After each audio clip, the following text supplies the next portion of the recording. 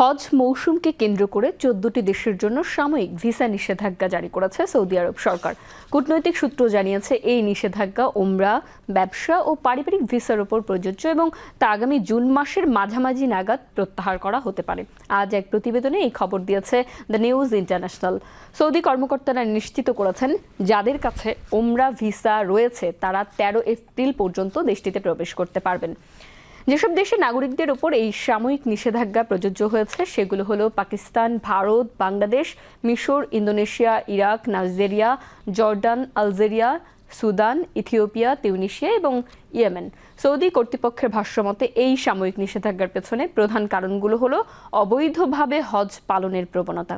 অতীতে বহু ব্যক্তি একাধিকবার প্রবেশযোগ্য ভিসা ব্যবহার করে হজ মৌসুমে সৌদি আরবে প্রবেশ করতেন এবং অবৈধভাবে গিয়ে হজে অংশগ্রহণ করতেন।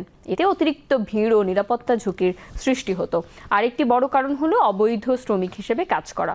সৌদি কর্তৃপক্ষ জানিয়েছে, অনেকেই ব্যবসা বা পারিবারিক ভিসা নিয়ে গিয়ে নিয়ম ভেঙে স্থানীয় বাজারে কাজ করতেন, যা শ্রম বাজারে বিশৃঙ্খলা সৃষ্টি করে।